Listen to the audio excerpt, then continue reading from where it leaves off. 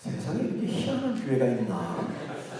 우리 성 목사님이 저처럼 늙은 사람도 아니고 유수한 한국에서 그 유명한 교회에서 사역하신 분이시고 그런 분인데 저 찬송을 어떻게 담임 목사님과 함께 오신 지도 얼마 안 된다면서 이렇게 소화를 낼까. 참 신기하다. 제가 그러면 제가 교회 성장학 박사거든요.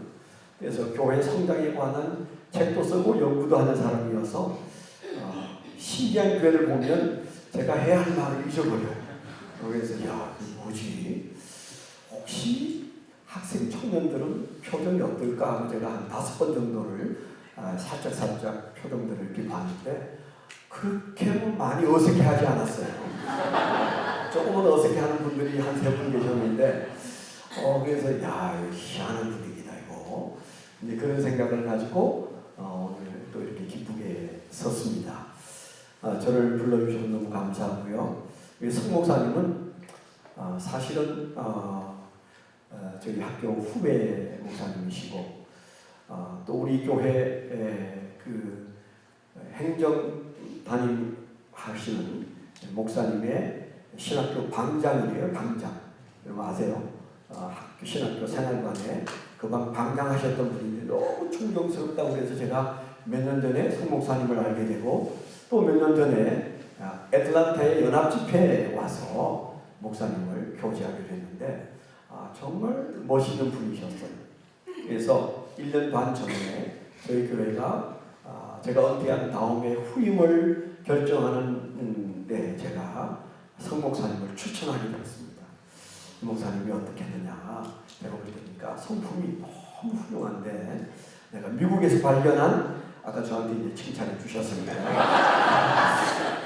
미국에서 발견한 최고의 목사님인데 정비위원들이 이분을 좀 붙들고 기도해 달라. 제가 그랬었는데 제가 목사님 얘기는 아무래도 나는 미국에 이민 와 계신 교인들을 섬기라고 하나님께서 이곳에 보내신 것 같은데 그런 얘기를 하기도 하셨습니다. 그래서 제가 한국에 만일에 불러왔으면 제가 여기 못 올 텐데 또 인연이 또 이렇게 여기 계신 줄 몰랐는데 우리 교인이 또 여러분 성도 중에 함께 계세요. 그분이 또 성목사님 얘기를 해서 깜짝 놀랐습니다. 이게 다 하나님이 해주시는 인연이고 은혜다. 그런 생각이 들고요. 제가 그 목사님이 설교는 이렇게 하십시오 하는 가이드라인을 저한테 주셨는데 1시간 설교하라고 써있더라고요. 그래서 계획대로 한다면 그 계획대로 한다면 8시 20분에 설교를 마쳐야 되는데 시작하려고 보는데 벌써 7시 50분이 됐잖아요. 이게 나만 시간을 안 지키는 게 아니고 미국에 사는 한인들도 시간을 잘 안 지킵니다. 조금 제가 이제 자유함을 느꼈습니다. 저는 오늘 저 멤피스라는 데서부터 5시간 넘게 제 아들이 운전을 하고 먼 길을 왔어요. 5시간 와서 겨우 30분 설교하고 내려가는 건 이건 불공평한 겁니다. 그렇죠? 가실 분 미리 가시면 돼요. 제가 가라고 해도 최민희에서 못 가실 분들이 대부분인데 그런 거 별로 안 따지는 세대가 20대, 10대, 20대인데 그분들은 지금 갇혀서 나갈 수가 없어요. 그래서 좀 안심이 됐고요. 조는 것은 괜찮습니다. 첫날이기 때문에 제가 조금 여러분이 기대하는 시간보다도 길게 할 가능성이 조금 있습니다. 그렇지만 제가 지금까지 지키는 원칙이 있어요. 이쪽 분단에서 2분이 졸고 이쪽 분단에서 2분이 졸면 빨리 5분 안에 마칩니다. 그래서 제가 여러분들의 표정을 한눈에 다 볼 수 있어요. 제가 중3 때부터 설교를 해서 지금 이제 68세인데요. 지금까지 설교를 하고 살았으니 저 밑에서는 몰라도 올라오면 다 보여요. 다 보여서 이쪽에 2분, 이쪽에 2분, 토탈 4분만 졸면 5분 안에 설교를 마칠 가능성이 충분합니다. 그래서 제가 눈치껏 하고 그래야 내일 저녁에도 오실 거 아니에요. 제 짐작으로는 좀 감은 떨어져 있지만 제가 설교를 하다가 강의할 때 조는 사람은 사람도 아니에요. 그래서 조금 있으면 무슨 말인지 이해하지 않을까 하는 생각이 드는데 그래서 이제 시작을 해보도록 하겠습니다. 사실 부흥회라는 거 여러분들이 기대하시는 부흥회가 되고 안 되고는 성령님이 하실 겁니다. 제가 다녀보지만 저는 항상 그 사람인데 어떤 때는 저도 모르는 큰 은혜를 경험할 때가 있고 어떤 때는 준비를 참 한 것 같은데 별로 제 마음에 은혜가 안 될 때도 있더라고요. 그래서 제가 평생 하면서 느끼는 것은 우리가 은혜를 받고 못 받고는 가장 큰 역할은 성령님이 하신다. 아멘. 그 다음에 책임이 있다면 저에게 있어요. 제가 한 70%의 책임을 진다면 청중은 한 30%의 책임을 져야 합니다. 들으려고 하는 사람을 이길 사람이 없어요. 어린 아이가 설교를 해도 들으려고 하면 그분에게는 가장 유명한 강사가 설교할 때보다 더 큰 삶의 변화가 일어날 수가 있어요. 그래서 제가 이제 그쪽에 전문가잖아요. 그래서 설교를 잘하면 되지 무슨 저 목사님은 군소리가 많으냐. 당신이나 잘하시면 됩니다. 내가 들어보고 은혜를 받을지 말지 결정하겠습니다. 그런 사람들이 꽤 많아요. 그런데 사실은 설교는 그렇지 않습니다. 성령이 역사하셔야 되고 두 번째는 설교하는 사람이 잘 준비되어 있어야 하는 건 틀림없는 얘기고요. 그러나 여러분에게도 책임이 있어요. 그래서 여러분 오늘 의미 있게 예배를 드리고 삶의 변화를 경험하기를 원한다면 여러분의 몫의 책임이 30%는 여러분들이 책임을 져주셔야 돼요. 제가 오래전에 스티븐 홉이라는 사람의 책을 좀 열심히 읽고 그분의 세미나도 이렇게 참석도 해보고 그랬어요. 모르는 사람이 없어요. 성공하는 사람들의 7가지 습관. 이제 그 아들과 함께 그분들이 그런 책을 써서 벼락부자가 됐어요. 그런데 그분의 세미나를 참석하려면 70만 원 내야 돼요. 근데 사실은 제가 책을 읽고 또 읽고 강의를 듣고 또 들은 결과 그렇게 많은 돈을 내고 가지 않아도 그 반값은 여러분들이 할 수 있는 얘기를 제가 해드릴 수 있어요. 딱 2가지. 그분이 말하고 싶은 얘기는 뭔가면 이 성공에는 어떤 방식이 존재한다. 어떤 원리가 존재한다. 사람들이 다 성공하고 싶은데 그런데 인생을 마칠 즈음에 그래도 난 성공한 것 같아. 그런 사람이 있는가 하면 정말 나 애썼는데 성공한 것 같지가 않아. 이런 사람들이 이 세상에 몇 프로일까요? 다수는 실패감을 가지고 인생을 마칩니다. 아니 그게 아주 일찍이 10대에 인생이 좌절해서 죽는 사람이 많아요. 특별히 한국 사람은 성공감보다는 실패감이 더 많아서 전 세계에서 자살률이 가장 높고 결혼 실패율이 가장 높은 나라가 대한민국이라는 얘기 들어보셨죠? 그렇게 한국 사람들은 깊이 그리고 일찍부터 좌절하는데 성공에 대한 관심이 많잖아요. 이번 부흥회가 성공하려면 어떻게 해야 되나 그런 고민을 여러분과 제가 좀 해야 돼요. 근데 스펜 코미가 우리에게 던져주는 화두는 그겁니다. 어떤 사람은 성공하는데 성공의 방정식을 풀어가듯이 성공하는 사람들은 성공할 수밖에 없는 그 무엇을 붙들고 살더라. 근데 실패하는 사람들은 실패할 수밖에 없는 그 무엇에 붙잡혀 살더라. 그게 뭐냐? 200년 동안 성공한 사람들에 대한 문헌들을 설베이를 한 결과 그분이 말하고 싶은 얘기 딱 2가지였어요.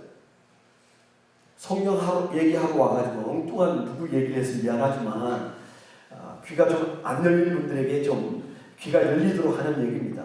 그가 말한 얘기 돈 많이 안 내고 그 어려운 책 읽을 필요도 없어요. 딱 2가지. 그가 말하는 성공하는 사람들의 지난 200년 사이에 그 사람이 재계의 사람이든 직장이시든 정치가든 목회자이든 성공한 사람들의 뚜렷한 특징은 2가지더라고요. 하나는 패러다임 시프트가 있더라. 그랬어요. 다른 하나는 거울이 있더라. 그랬어요. 쉽잖아요. 첫 번째, 패러다임 시프트가 있다는 말은 이런 말이에요. 무슨 영화를 보든지 책을 읽든지 강의를 듣든지 설교를 듣든지 아니면 자기가 겪은 기가 막힌 어떤 사건이나 고통스러운 문제 앞에 섰을 때 그 사건이나 문제 앞에서 아주 큰 패러다임 시프트를 일으키고 그 패러다임 시프트가 자주 일어나는 사람들이 성공했더라 그랬어요. 그러니까 부흥에 와서 김용훈 목사의 설교를 듣는데 별말 안 했는데도 가슴이 벌렁벌렁하고 뭔가 하나님이 나를 여기에 보내신 이유는 저 목사님의 설교를 나에게 하나님께서 하시는 거다. 나는 저 설교를 듣기 위해서 오늘 내가 여기에 있다.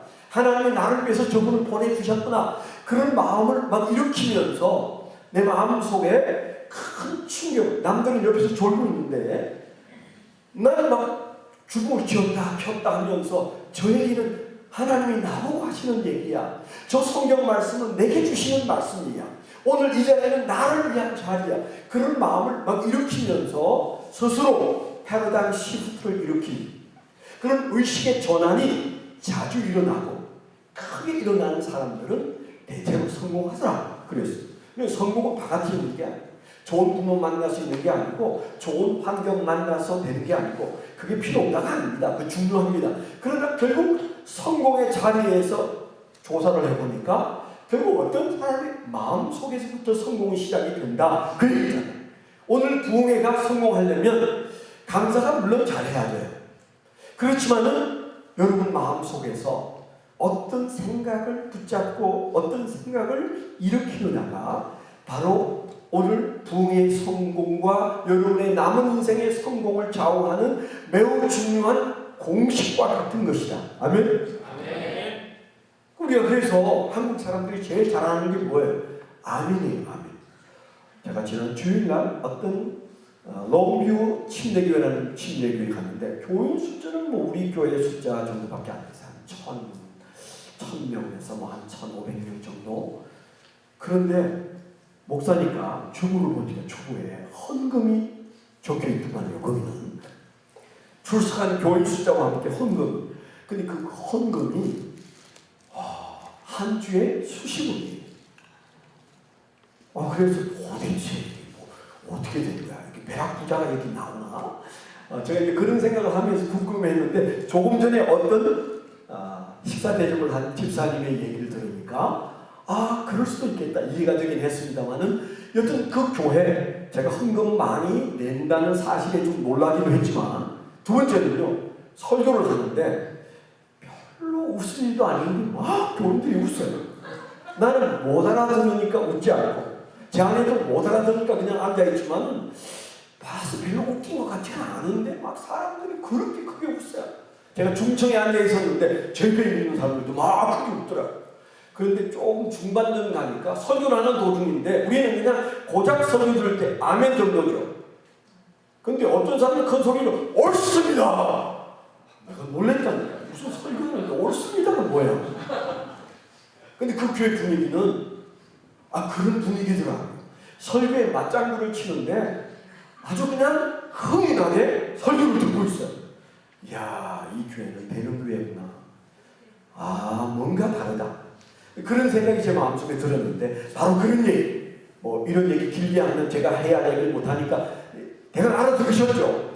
그래서 지금 이 순간도 여러분들이 모든 영역에서 성공적인 삶을 살길 원한다면 돈 많이 들여서 연구한 사람의 연구 결과 내 안에서 패러다임 시프트를 일으킬 줄 알면 이번부터 연습해 보세요. 오늘부터 3일 동안 김용훈 목사가 설 때마다 설레임 그리고 마음속에서 저거다라고 하는 생각이 일어나서 아멘이 절로 나오고 여러분 그런 마음을 가지려고 노력하시면 그게 시작이 되어서 놀라운 성령의 리듬을 성공의 리듬을 타게 될 줄 믿습니다.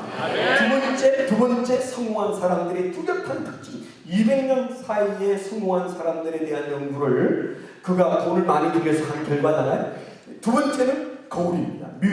거울입니다. 전문적으로는 미러 포인트와 미러링이라는 게 있는데 거기까지 갈 필요는 없어요. 그냥 성공한 사람들은 거울을 많이 가지고 있더라 그랬어요. 사람은 불행하게도 자기를 볼 수가 없습니다. 그렇죠. 여러분을 보신 적 있으세요? 유체이터를 해가지고 보았습니까? 못 봤어요? 자기를 본 사람이 없어요. 세상 천지를 다 보고 미국까지 와서 뭘 여기까지 와가지고 여러분들이 그렇게 사시나요? 그런데 미국까지 와서 5만 별 사람을 다 보면서도 정작 여러분이 보지 못한 사람이 누군지 아세요? 여러분 자신입니다. 그리고 솔직히 내 불행의 80%는 내가 나를 보지 못하기 때문에 생긴 불행입니다. 모든 인간이 그렇습니다. 믿으셔야 돼요. 내가 요 모양 요 꼴인 것은 그게 어떻든 간에 내가 그런 것은 가장 큰 문제는 다른 거 아니에요. 내가 나를 볼 수 없다는 사실. 언제 여러분 자신을 보신 적이 있으세요? 없어요. 저도 저를 본 적이 없습니다. 우리가 어떻게 봐요? 봤다고 말하는 나는 거울에 투사되어져 있는 나를 보는 정도입니다. 그것 보고 나는 이렇게 했구나. 그러잖아요. 그렇죠? 지금은 우리가 거울을 보는 것에 대해서 상당한 확신을 가지고 있어요. 그런데 성경 시대 바울 사도는 뭐라고 했어요? 우리가 지금은 거울을 보는 것처럼 희미하다 그랬어요. 내가 예수 그리스도를 보지만 지금 내가 예수를 보는 게 너무 감질난다. 어서 내가 이 세상을 떠나서 주님 앞에 가서 그 주님을 많이 볼 수 있기를 바란다.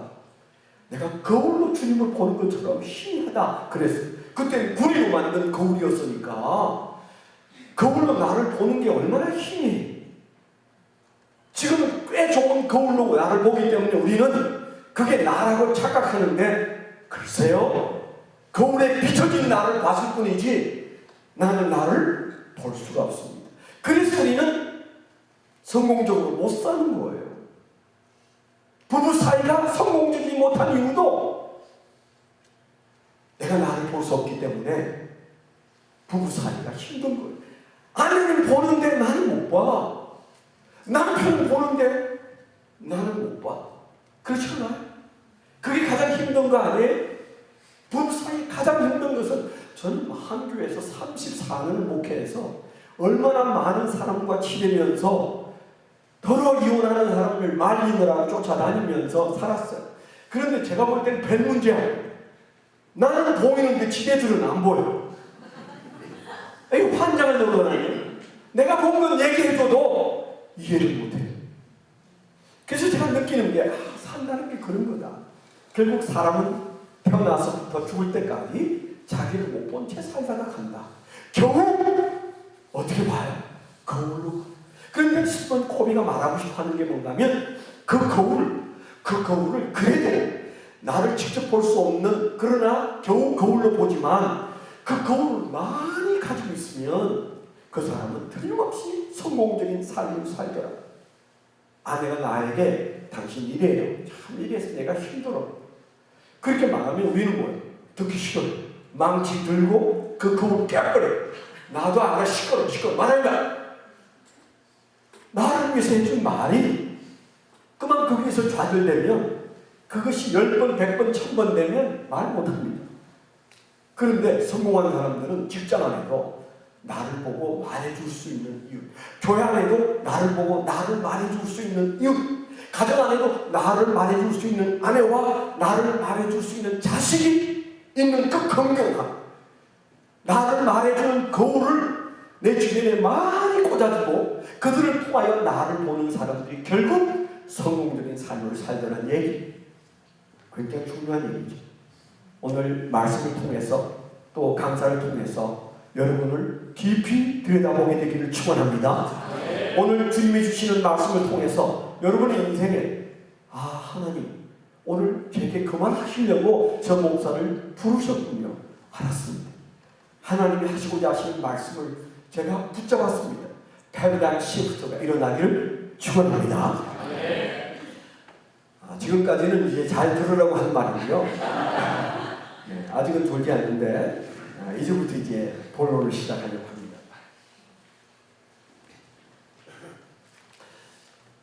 자, 그림을 한번 보여주실까요? 제가 사진을 보여드리는데 저 사진이 저게 무슨 사진입니까? 다리죠, 다리. 이번 3일 동안 김두구 목사를 통해서 제가 한 말 다 읽어드릴 수밖에 없어요. 그런데 이미지로 가지고 가셔야 할 것이 바로 저 브릿지입니다. 브릿지. 기독교의 신앙에서 정말 중요한 게 브릿지 신앙인데 예수 그리스도를 우리는 중보라 그렇게 말합니다. 예수의 별명이 중보, 브릿지. 예수님이 브릿지라면 우리는 틀림없는 브릿지예요. 그런 측면에서 3일 동안 제가 한 말은 다 잊어버려도 여러분들 기억하실 말씀이 있어요. 그건 목사님이 이번 3일 동안 새 출발하는 이 귀한 교회에서 김수근 목사가 이미지로 기억하라고 말한 말씀이 하나 있는데 그게 브릿지였다. 예수님이 브릿지고 우리가 브릿지고 이 교회가 브릿지다 라고 하는 이 브릿지를 여러분들이 마음에 품으시면 좋겠어요. 자, 이게 다리는 다리인데 실존하는 다리입니다. 혹시 이게 어디에 있는 무슨 다리인지 아십니까? 아시는 분 계실까요? 네, 안 계시네요. 남해대교 아니고 거제대교입니다. 거제대교. 혹시 거제도 분 안 계시죠? 아까 회장님이셨는데 그렇죠? 거제도 외포입니다. 외포? 네. 그러세요? 거제도인데 이야 어떻게 저렇게 만났을까? 멀리도 와 계시네. 네. 그래도 귀한 봉사의 삶을 사셔서 너무 자랑스럽습니다. 네, 거제하면 김영삼 대통령, 그 다음에 문재인 대통령. 좀 마음에 안 들어하는 분이 많으세요. 그래서 어디 가서 문재인이 내 고향 사람이고 우리 동네 사람인데다 내하고 동갑내기란 말을 못합니다 이제. 하도 그분에 대해서 상처받는 사람이 많아서 여튼 그래도 여러분 그 조그만 섬에서 대통령이 둘이나 나왔어요. 그리고 옥하는 목사님 아시죠? 김용호 목사 아시죠? 뭐 거제도가 조그마한 섬이지만 유명한 사람이 꽤 많이 나왔는데 바로 그 거제도와 통영을 잇는 다리가 거제도입니다. 여기 함께 참석한 김진 목사님, 제 아들 목사님이 오늘날 같이 거제도 여행하다가 제가 하나 찍어달라고 해서 찍어준 사진을 제가 보여드립니다. 거제도는 마음에 특별한 감회가 있으리라는 생각이 들고요. 제가 거제도에서 태어나서 거제도에서 성장했습니다. 제가 어렸을 때 거제도는 아주 척박한 곳이었어요. 그래서 제 마음속에 어린아이 마음속에 늘 하나님 앞에 기도하기를 제가 거제 제1교회 통합적 장로교회인데 거제 제1교회에서 태어나서 자랐어요. 거기에서 제가 늘 소모기로 가는 하나님 저 여기 거제도에서 그냥 그렇게 살고 늙고 싶지 않습니다. 저를 육체에 보내주세요. 기도하면 응답해 주신다고 했잖아요. 제가 늘 그렇게 기도를 했어요. 거의 매일이다시피 기도했어요. 그런 어느 날 하나님이 저를 그 기도 응답을 해주셨는데 너무 기도가 셌나 봐요. 저는 충무나 부산이나 마산쯤에 보내줄 줄 알고 서울로 보내요. 중학교를 마치고 서울로 가서 서울에서 지금까지 살고 있습니다. 수년이 지난 다음에 거제도에 다리가 놓였다고 해서 거제대교라는 곳을 지나가 봤는데 너무 놀랐어요.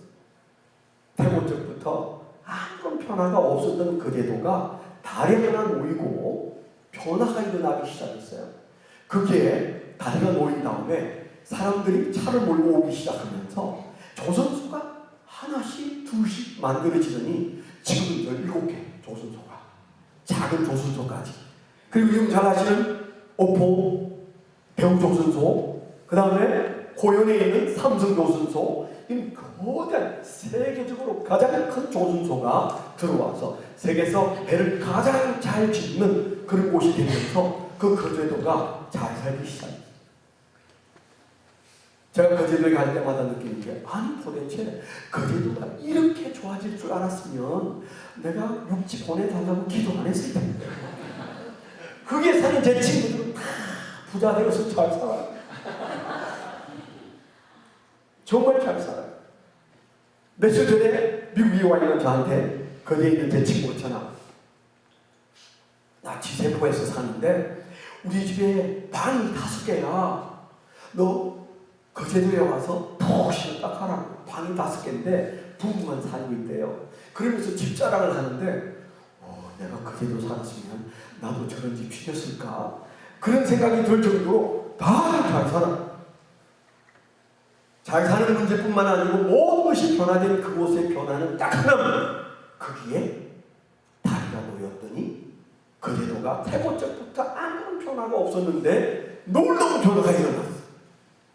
이 세상이 지옥같이 어두울 때 하나님 아들 예수 그리스도가 브릿지가 되셔서 하나님 나라와 이 세상 사이에 다리가 되시니까 오늘 우리가 예수를 믿는 이 놀라운 축복의 역사가 일어나고 대한민국이 오늘날을 맞이하지 않았겠어요? 그렇다면 우리가 기억해야 할 게 뭔가 하면 예수님이 브릿지가 되실 때는 너도 브릿지야, 너도 다리야 그렇게 말씀하셨는데 우리가 그런 생각을 가지고 예수를 믿는지 물어보셔야 합니다. 새해 새 출발을 앞에 둔 여러분들, 또 새로운 교회로 시작되는 여러분들, 가그는 다 이주로 좋아요. 지금 이 부흥회를 통해서 여러분 마음속에 가져야 할 마음은 하나님이 예수 그리스도를 브릿지로 보내신 것처럼 우리를 이 땅에, 이 거대한 땅에 그냥 우리가 빌부터 사는 것이 아니라 그냥 밥 먹고 살고 자식 공부시키는 것으로 만족할 일이 아니고 이 땅에 하나님께서 보내신 브릿지로서 우리가 사는데 도대체 내가 무엇으로 다리를 놓고 어디에 다리를 놓아야 하는가? 여러분, 내가 다리라면 그 역할을 어떻게 감당할 수 있는가? 여러분, 이 예수 그리스도의 중보, 그 예수를 닮은 브릿지의 역할만 하면 여러분 인생은 성공입니다.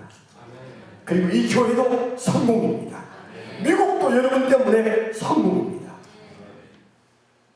우리가 미국의 은혜를 좀 갚아야 되잖아요. 저는 이 책무감이 너무너무 커요. 미국에 대한 책무감이 너무너무 큽니다. 6.25 때 태어나서 우리의 실상을 너무 잘 알기 때문에 저는 옛날부터 그랬어요. 미국이 무슨 짓을 하든 나는 미국을 욕할 수가 없다. 미국의 교회들이 보낸 옷 안 입었으면 아마 얼어 죽었을지도 모르고 그들이 보내준 우유 안 먹었으면 내가 영양실조로 죽었을 텐데 그런 은혜를 입은 나라에 대해서 뭔가 좀 갚아야 되는데 그런 마음을 늘 가지고 살았어요. 아직까지 갚을 길은 없어요. 여러분이 갚아주게 되기를 축원합니다. 무엇으로? 이 브릿지의 역할을 감당합니다. 여러분, 이 작은 겁니다.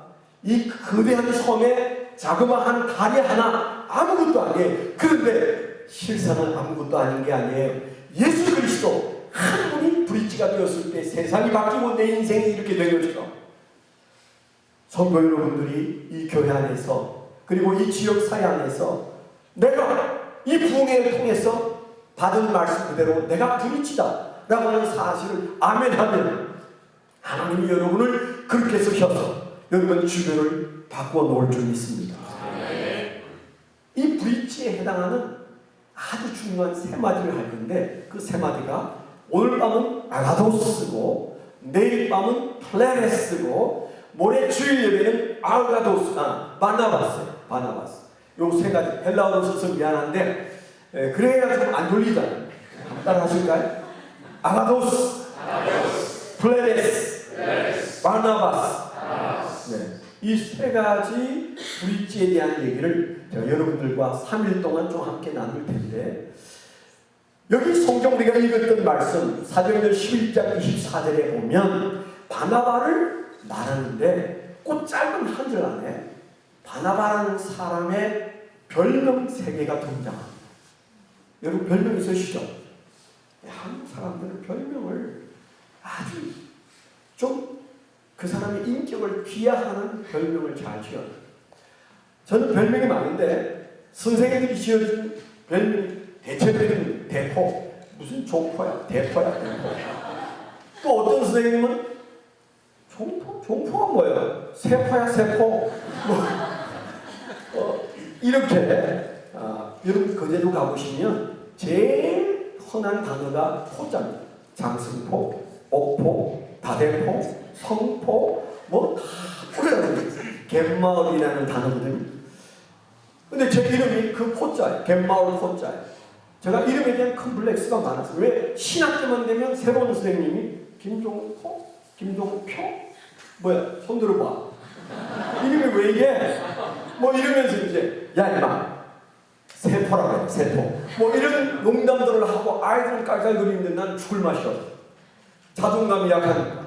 그래서 제가 어느 날 우리 엄마한테 물어봤어요. 엄마, 왜 종자 돌림은 이해가 되는데 종복이, 종실이, 종명이 다 우리 형제가 7남매인데 이름이 다 그럴듯한데 나는 왜 이상한, 내가 들어도 이상한데 종포. 제 아내가 옛날 연애할 때 종포씨 얼마나 고생했는지.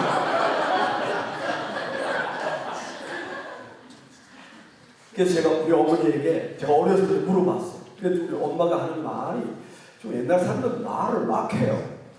글쎄 그거 심오한 이름이야 이래야 되잖아요. 몰라 니네 애비가 술 먹고 와서 지었어. 그런 게 어디 있어요. 그런 게 장명가에서 짓거나 목사님에게 물어보고 짓거나 아니면 심사숙고해서 지어야지. 아니 무슨 술 먹고 와서 그냥 드립다 지어버렸어. 그래서 포자 많으니까 장수포 다 됐고 뭐 그러니까 그냥 포자라고 해라 종포. 그랬다는 거예요. 얼마나 마음에 낙심이 되고 내 존재감이 떨어지는지 정말 힘들었어요. 제가 제 이름을 안 좋아합니다. 그래서 제 이름을 부르면 제가 제일 먼저 놀란다. 근데 70%의 사람은 제 이름을 발음을 잘못해요. 대체로 종표예요. 종표. 설마 종포겠나. 근데 제가 그래서요 옛날에 나는 이 이름을 바꾸고 싶은데 그냥 서울에 있으면서 바꿀 수 없으니까 내가 미국에 이민 목회 가면 미국 공항에 떨어지는 순간부터 나는 폴키입니다. 제가 그렇게 정해놨어요. 마음속에. 김바운, 한국에서는 김바운, 미국에 가면 폴키 내가 정해놨어요. 그랬더니 우리 교회 착한 집사님한테 어느 날 목사님 제가 도장을 파왔는데요 선물해드릴게요. 종로이가에서 멋있는 도장을, 돌로 된 도장을 파왔어요. 좋은 갑에 넣어봤어요. 뭔데요? 그랬더니 김바울 그렇게 돼 있어요. 목사님 이름을 김바울로 고치고 싶다고 하셔서 자기가 생각나서 파왔대요. 목사님 이거 목사님이 지으시고 이름 바꾸면 쓰세요 나한테. 그러니까 우리 교인들도 저 양반이 이름에 대한 컴플렉스가 있구나 그렇게 생각할 정도로 저는 제 이름에 대해서 별로 그렇게 좋은 마음이 아니었어요. 오늘 제가 고등학교 때 장명을 해보니까 그게 나쁘진 않은데 세북종 갯마을 포자, 갯마을에서 황금의 종이 울린다. 이거 목사들 이름 아니야 이거? 제 마음속에 그런 생각이 났습니다만은 그런데 이름 중에 별명을 가진다는 것은 대단한 일이에요. 특별히 유대인들이 별명을 붙인다는 것은 거의 별명대로 됩니다. 우리 한국 사람들은 그 별명을 좀 사람을 귀화시키는 별명을 하는데 그 안 좋은 거예요. 이스라엘 사람들은 아주 축복된 별명을 붙여주는데 바로 여기 한 절에 별명이 셋 나옵니다. 하나는 아가도스라는 별명이 나오고 다른 하나는 플레레스라는 별명이 나오고 또 다른 하나는 바나바스라는 별명이 나옵니다. 이 사람의 본명은 뭐예요? 사도행전 4장 끝부분에 보면 그의 이름은 요셉이에요. 요셉. 이 사람도 섬 사람이에요. 요셉. 바나바 이 사람도 섬 사람. 그런데 이 사람의 이름은 요셉인데 얼마나 멋있는 이름이에요. 그런데 우리가 그 사람의 이름을 기억하는 사람 많지 않습니다. 그에게 지어준 제일 첫 번째 별명이 바나바스예요. 바나바. 그리고 11장 24절에는 우리가 그냥 읽으면 그는 착한 사람, 그리고 그는 충만한 사람, 그리고 그는 바나바 이렇게만 되어 있습니다. 그러나 원어 성경에는 그게요 사실은 고유명사처럼 사용되어 있습니다. 그래서 그를 말한다면 착한 자라고 말해야 하고 그를 말한다면 그는 충만한 자라고 말해야 되고 그를 말한다면 그는 격려자라고 말해야 된다. 그런 뜻입니다. 우선 이제 이해가 되시죠? 제가 말하려고 하는 내 인격 안에, 내 신앙 안에 브릿지의 삶을 살고자 하는 내가 아가도스하고 착한 자이고 그리고 내가 충만한 자이고 그리고 내가 격려자라면 우리는 성공자로 세상을 살고 주님 곁에 갈 겁니다. 그래서 제가 3일 동안 여러분에게 드린 제목이 기억하죠? 안고 계시겠지만은 새 출발을 하려면 이것부터 기억하는 것이 좋겠다. 첫째는 성품. 하나님 우리에게 성품에 관한 말씀 오늘 밤에 해주시고 내일 밤에는 받은 성령 충만과 관련된 충만한 자를 말씀하시고, 모레 우리가 주일날에는 격려자, 위로자라고 하는 아주 중요한 주제를 말씀해 주셔서, 이 세 가지는 브릿지인데, 아가도스는 어떤 브릿지냐? 세상과 교회 사이에 걸쳐 있는 다리입니다.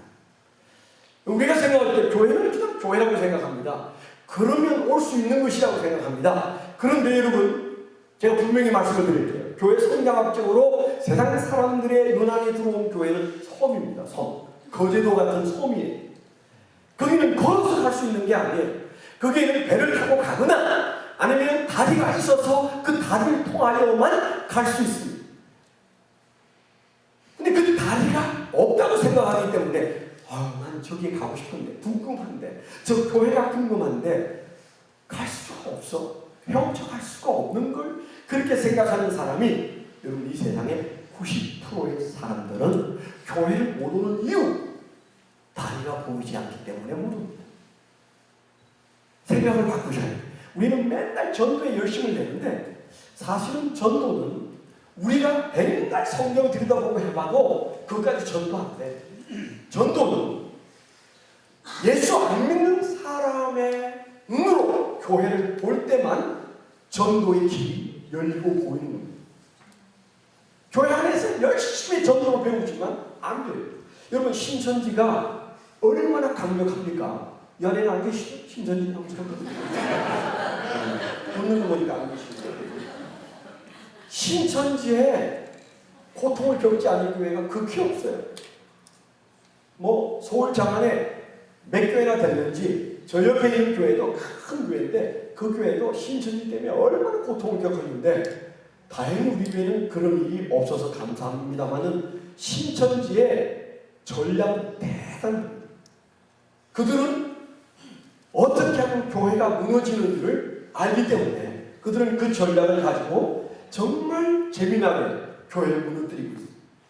여러분, 세상 사람들이 교회를 어떻게 보는지에 대한 이해가 없이는 절대 외식으로는 전도가 안 됩니다. 그런데 세상은 어떻게 우리를 본다? 교회를 섬으로 보고 있어요. 아니, 무슨 걸 오면 될 걸, 차 타고 오면 될 걸, 날 따라오면 될 걸, 뭐가 그렇게 어려우냐? 아니, 그 사람들 눈에는 섬으로 보이는데 어려움 같대요. 갈 수가 없어요. 여러분, 친구들, 주변 사람들, 여러분 밥상 얘기고 막 애를 써도 딱 거기까지 안 따라와요. 그 이유는 그들의 눈에는 섬입니다. 다리가 안 보입니다. 내가 아무리 내가 다요, 내가 그렇게 말해도 천만에 그것 믿고 따라올 사람이 없어요. 그 사람 눈에 내가 브릿지로 보여야만 올 수가 있어요. 그들의 눈에 내가 브릿지로 보이지 않는 동안은 못 오는 거죠.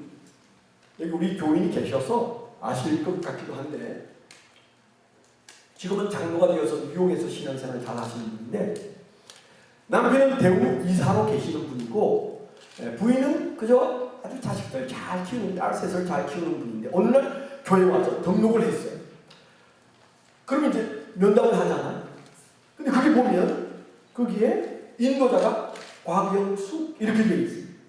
우리는 인도자도 박수치고 오신 분에게 꽃도 드리고 선물도 드리면서 이제 환영을 해. 그리고 이제 예배 마친 다음에 제가 이제 상담을 하지 않겠습니까? 우리 곽영숙 집사님 인도하셨군요. 그랬더니 그분이 한 말, 목사님, 그런데요, 이 사람이 나 전도 안 했어요. 분명히 인도자 곽영숙 써 있는데 아니고요. 그거 내가 쓴 거 아니에요? 알고 보니까 곽영숙이라는 사람이 자기 이름을 쓴 거야. 그러면서 하는 말이, 인도를 안 했다고요? 우리 옆집에 사는 건 맞는데요, 곽영숙 씨가 인도하지 않았어요. 나는 내 그름으로 날 교회 데려가 달라고 해서 왔어요. 그러는 거예요. 그런 얼굴이 빨개가지고 그분이 어쩔 줄 몰라요. 무슨 얘기입니까? 그랬더니 이 곽영숙이라는 사람은 남편도 당뇨고 시어머니도 당뇨인데 두 분 다 성격이 보통이야. 제가 봐도 아주 성격이 보통이 아닌 분들이. 그런데 그 시어머니와 남편을 섬기면서 사는 곽영숙이라는 사람이 너무너무 천사같이 그 시어머니와 남편을 섬기고 사는 거예요. 착하다. 너무 착하다. 그래서 너무너무 아름다워 보이는데 그 이유를 아무리 찾으려고 해도 딱 하나밖에 없어요. 이 사람이 교회를 다니는 교인이기 때문에 이렇게 착하구나. 내가 같으면 절대 못 사는데 그런 마음이 들어서 정말 존경했는데 교회가 궁금해지기 시작하는데 이분이 1년을 사귀었는데 교회 가자는 말을 한 번도 안 해요. 그러니까 아니 남들은 문득이었고 교회 가자고 하는데 어떻게 1년 동안 밥 먹고 차 마시고 왔다 갔다 친하게 지내면서도 교회 자랑을 하는데 목사님 얘기도 하는데 궁금증을 키우는데 교회 가자는 말을 안 했대요. 나중에 자기가 캐리어가 돼가지고 더 못 견뎌서 곽집사 나 교회 좀 데려가 주지. 그래도 눈이 동그래지더니 그러겠다고. 그래서 데려왔으니까 이 사람이 전도원가 아니라는 거예요. 내 말을 맞다는 거예요. 그 얘기는 무슨 농담이지만 그 얘기는 무슨 얘기예요? 이 사람이 너무너무 착한데 그 착한 이유는 저 교회 때문인데 그 교회가 궁금해지기 시작했다. 그 말이죠. 그래서 그분은 전도가 되었고 오자마자 은혜 받고 그 남편 따라 나오고 두 사람이 제자 훈련하고 그리고 신앙이 급속도로 좋아져서 아주 훌륭한 신앙을 가지고 어느 날 파키스탄에 대우가 파송해서 거기 갈 때 나는 선교사로 갑니다. 그런 마음으로 그 부부가 가서 정말 선교사처럼 살다가 그분들이 퇴직하고 뉴욕으로 가서 지금 장로되어서 잘 삽니다. 제가 무슨 얘기를 하고 싶은지 아시죠? 많은 사람들이 교회로 가고 싶은데 궁금해 죽겠는데 다리가 없어요. 그런데 내가 아무리 방언 잘하는 성경 많이 아는 그리고 열심히 대단한 내가 다리 역할을 하겠다고 해도 그 사람은 나를 다리라고 여기지 않는데 문제가 있습니다. 여러분 영적인 은사가 많은 사람이 전도 잘 하던가요? 한 번, 두 번은 데려올 수 있어요. 6개월 이상 그 사람 붙들고 신앙생활 하도록 도와줄 수 없어요. 왠가 하면 교회는 성과 같아서 정말 저 사람이 나를 저기로 이끌어줄 수 있는 튼튼한 다리나 그렇게 여겨줄 때 교회로 가는 거예요. 그런 측면에서 오늘 우리가 함께 생각할 일이 정말 우리가 주님 앞에서 배워야 하는 첫 번째 교훈은 우리가 브릿지인데 주님은 우리에게 이 새 출발하는 교회가 어떤 브릿지가 되기를 원하는가? 아가도스 하기를 원하세요. 아가도스는 착한 자가 되기를 원한다는 말씀이에요. 여러분 이 바나바라는 사람은 평신도입니다. 그는 12사도에 들어가는 사람도 아니었어요. 그는 그냥 그렇게 어느 날 예수 믿어서 가슴이 뜨거워졌던 사람이에요. 그런데 그에게 이런 별명을 주셨는데 여러분 잘 아시죠? 예루살렘과 유대와 사마리아와 그리고 땅끝까지 이르러 내 증인이 되리라. 예수님께서 승천하시면서 성령이 오시면 너희가 자동적으로 예루살렘에서부터 유대로 사마리아 그리고 땅끝으로 너희가 증인이 되어서 나갈 것이다. 그렇게 예언하셨어요. 그런데 사마리아까지는 12제자에 의해서 갔어요. 그런데 사마리아를 넘어서 저 안디옥으로 들어가는 이방 세계로 들어가는 테이블 끄는 사람이 누군지 아시죠? 바나바였어요. 저는 그래서 이 바나바를 읽으면서 제 마음속에 왜 베드로가 가야 할 자리에 그가 갔을까? 왜 요한점 되는 사람이 가야 할 자리에 그가 갔을까? 이해가 되지 않는다. 그게 땅끝까지라고 말씀하신 첫 관문인 안디옥은 이방 세계인데 그는 그럴듯한 사람이 가야 되는데 왜 평신도가 갔을까? 저는 정말 궁금했어요. 그랬는데 오늘날 주님께서 저에게 사도행전 11장 24절을 보여주시면서 그가 이런 사람이기 때문에 내가 그를 보낸 거야. 그는 아가도스산 사람이고 토레데산 사람이고 바나바산 사람이다. 그렇게 말씀하신다는 사실을 제가 성령의 인도하심으로 깨닫고 저는 이 얘기를 제게 아주 중요한 모토로 삼게 됐어요. 십수년 전에 저는 십수년이 넘었네요. 1990년인가 그 해에 제가 성경을 읽다가 사도행전 4장 끝머리에서 눈이 딱 멈추었어요. 그게 바나바 얘기가 처음 등장해요. 우리는 잘 모르겠는데 진도가 나가지 않았어요. 4장에 머물러서 묵상을 하고 머뭇거렸는데 이게 마음이 휙 가야 되는데 안 가지더라고요. 아, 성령의 인도가 있다. 뭘까? 그때 제가 기도하면서 조용히 생각해 봤을 때 바나바, 요셉이라는 사람에게 지어준 별명 바나바, 여기에 성령이 하시고자 하시는 말씀이 있다. 그런 마음이 너무 강하게 들어와서 그때 당시에는 컴퓨터가 없어서 제가 성부 사진을 찾았더니 13군데 바나바 얘기가 나왔어요. 제가 그것을 노트에다 옮겨놓고 귀납법적인 방법으로 약 보름에 걸쳐서 제가 그 바나바와 관련된 성경 앞지를 찾으면서 묵상을 시작합니다. 어마어마한 은혜를 받았어요. 나에게 주님은 저 얘기를 하시는 이유가 있구나. 여러분, 이제 목사님 부임하신 지 얼마 안 되고 여러분들이 이 귀한 교회로 결성된 것이 얼마 안 되기 때문에 아직은 자유하지만 여러분, 교회가 한 5년 정도 지나면 그 교인의 80%는 목사님을 닮습니다. 어쩔 수 없어요. 이 기독교는 목회자를 통하여 성령이 역사하시기 때문에 목회자를 바라보고 신앙생활을 합니다. 여러분, 설교 안 걸리면 신앙 안 자라. 앞에 앉았다가 중간을 갔다가 나중에 맨 뒤에 앉았다가 어느 날 사라져. 제가 어느 날 설교를 그랬어요. 신앙이 식으면 설교도 안 들려서 앞에 앉았던 사람이 중간 가다가 뒤에 가다가 중층에 가서 앉았다가 어느 날 사라집니다. 제가 이제 그냥 그렇게 설교를 했더니 주중에 목사님 상담하고 싶습니다. 어떤 여자분이 그랬어요. 근데 오세요. 그랬더니 그분이 하는 말, 목사님 지난 주일날 저보고 설교하셨죠? 아니 그 많은 교인이 누가 앉았는지 어떻게 알아요?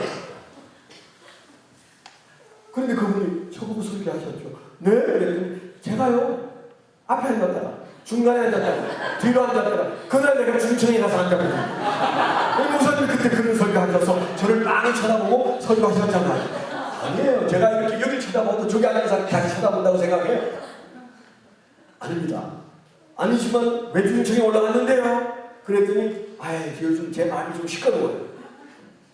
그 중청에서 안 내려오면 우리 교회 떠나있거든요. 그랬더니 아 글쎄요. 그러길래 내려오세요. 신앙생활 다 왔어요. 설교 안 들리면 문 주저앉힙니다. 설교 들리죠 지금? 안 듣는 거 보니까 처음까지는 들려.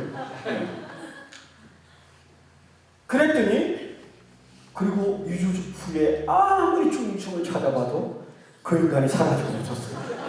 지금까지 안 보여 지금까지. 근데 대체로 여러분 설교가 안 들리면 신앙 안 자라는 거예요. 그래서요 여러분들이 사실은 이 오늘 우리가 첫 번째 주시는 이 성품에 관한 말씀을 잘 들으셔야 돼요. 하나님께서 이 바나바를 저에게 읽혀주시며 하신 말씀이 너는 바울을 아주 존경하고 귀하게 여기는데 너희 교육을 봐봐라. 바울 사도의 모든 부분만 다 가지고 있지 않냐. 너가 그렇다. 그런 감동을 제게 주었어요. 무슨 나한테 이런 감동을 주시지? 그러면서 제가 얼마나 모난 인간인지는 제가 잘 아니까 저는 적어두고 박 집사, 이 집사, 김 집사 다 보니까 진짜 내가 좋아하는 바울을 갖는 게 아니고 바울의 약점들을 다 가지고 있어요. 그러니 교회가 시끄러울 수밖에. 시끄럽다고 해서 여러분 그 교회가 이상한 교회다 생각하지 마세요. 34년 한 교회에서 개척해서 천수백 명의 교인이 됐는데 단 한 번도 안 싸웠어요. 아멘. 아멘. 잘 배우십니다.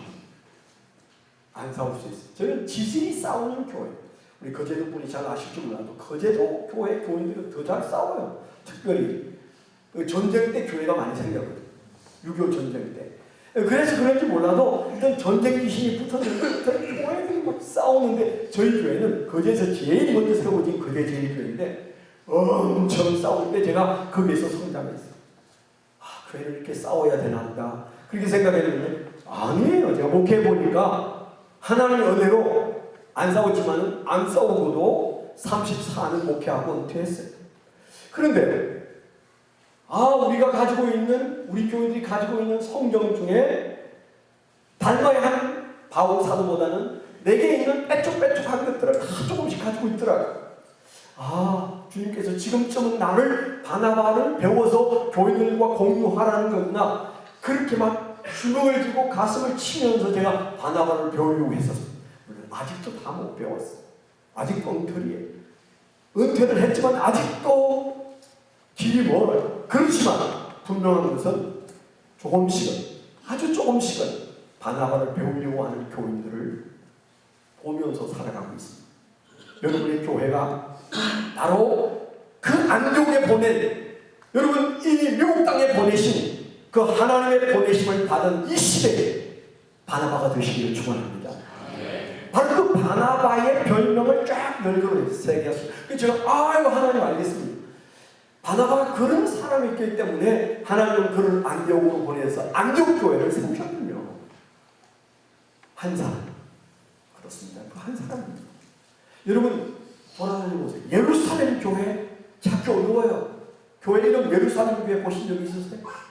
없어요. 그런데 안디옥 교회는 얼마나 많은지 몰라요. 예루살렘 교회를 가지고 책을 쓰신 분 극히 없어요. 안디옥 교회를 가지고 책을 쓰신 분 굉장히 많아요. 왜 그럴까요? 작지만 주님이 오늘 바로 그 교회가 되는 그 중심에 세계의 별명을 가진 브릿지가 있었다는 사실을 오늘 저와 여러분들에게 말씀하시는, 그 중에 첫 번째가 아가도스입니다. 여러분 24절에 보면 이런 말씀이 나와요. 바나바는 착한 사람이요. 아가도스하고, 아가도스 착한 자, 착한 자.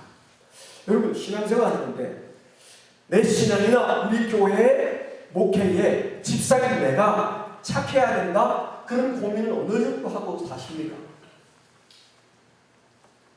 여러분들이 주님 앞에 엎드려 기도할 때 나 하나를 통하여 이 교회가 정말 하나님이 기뻐하시는 교회가 되기를 원하는데 주여 제가 먼저 착해지게 해 주옵소서, 이런 기도하시는 분이 얼마나 있을까요?